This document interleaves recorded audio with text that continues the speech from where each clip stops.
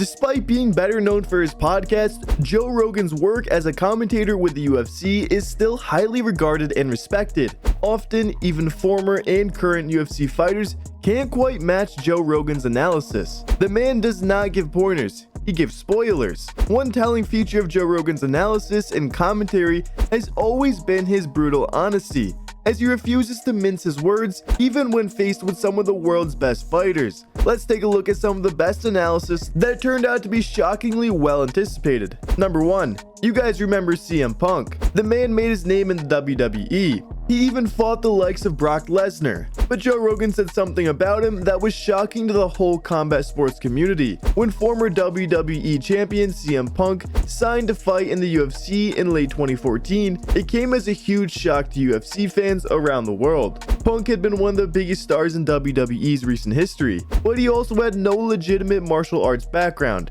and was already in his late 30s when he made the move to MMA. However, the UFC itself seemed to take the move seriously, pushing Punk's octagon debut against fellow neophyte Mickey Gall as a big deal. One man who was never really convinced by Punk's chances though, Joe Rogan. Punk lost to Gall in a one-sided fashion at UFC 203. And despite experiments seemingly being over, just under 2 years later, it was announced that the former WWE star was coming back for another go-around. Punk was matched with Mike Jackson on the main card at UFC 225, something that clearly didn't sit well with Joe Rogan. In a podcast interview with Brendan Schaub, Joe Rogan suggested that he understood why Punk versus Jackson, supposedly the worst fight in UFC history from a skill standpoint, was being promoted over fights like Curtis Blades versus Alistair Overeem, and then even went on to say that Punk's drawing ability would have been damaged by his loss to Gall. Later in the interview, Joe Rogan compared Punk's attempts at making it to the UFC to climbing Everest without a guide. Punk, of course, lost to Jackson by unanimous decision in what was a largely disappointing fight. And after UFC 225, Joe Rogan was unsurprisingly candid again. This time, he stated that Punk was a very nice guy and a hard worker, but had no athletic talent. Well, if we think about it, he stands correct because CM Punk could not make a career at UFC. Number 2. Joe Rogan has made a name for himself in the UFC as a commentator, but he's also become renowned over the years for interviewing UFC fighters in the direct aftermaths of fights. This hasn't come with its fair share of controversy, as Rogan has been criticized at times for interviewing fighters after they suffered a devastating loss, particularly if that loss has come by knockout. We are talking about the time when Gray Maynard debuted in the UFC against fellow TUF 5 castmate Robert Emerson. After an entertaining first round, Maynard began to take control of the fight in the second, and when he slammed Emerson to the ground, the Saint tapped out due to suffering a rib injury. However, what Emerson didn't know was that Maynard's head had connected with the mat on the way down, knocking him out cold. This meant that technically neither fighter had won.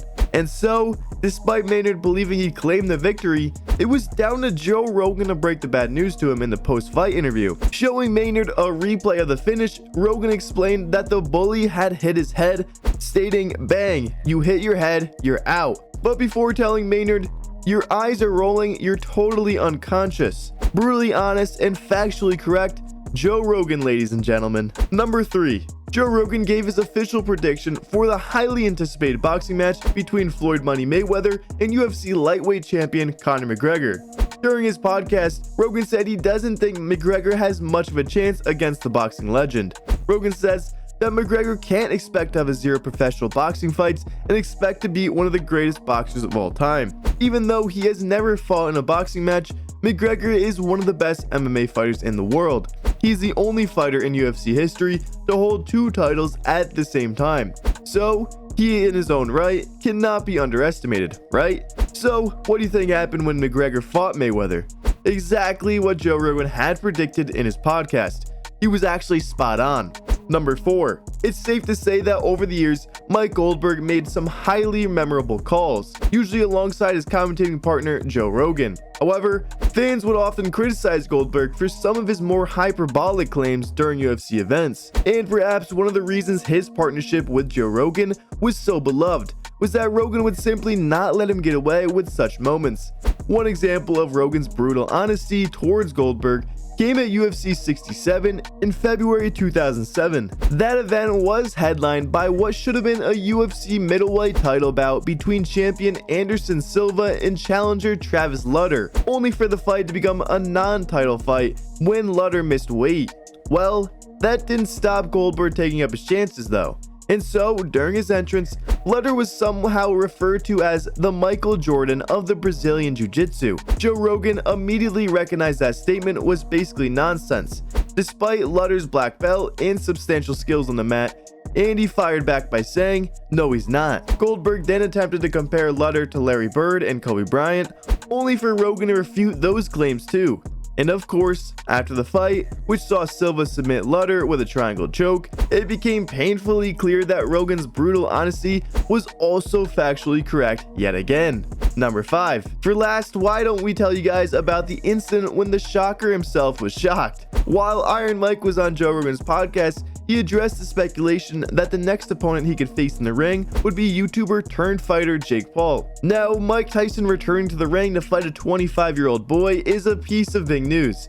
And when it comes from the man himself, it becomes shocking because it is actually not a speculation. It turns into a plan that is in motion. Rogan asked, when you get challenged by a guy like Jake Paul, does that piss you off? Tyson donned a smirk and replied, no it doesn't. I like it. I think it's awesome. It's cool. So one thing is clear, if you are looking to get a big news or a spoiler, Joe Rogan is the man to meet or watch. Also, Tyson versus Jake Paul. That could be an interesting fight. Do leave your opinion about Joe Rogan in the comment box. And if you want to share a moment of him you vividly remember, do not hesitate. To stay updated, stay tuned.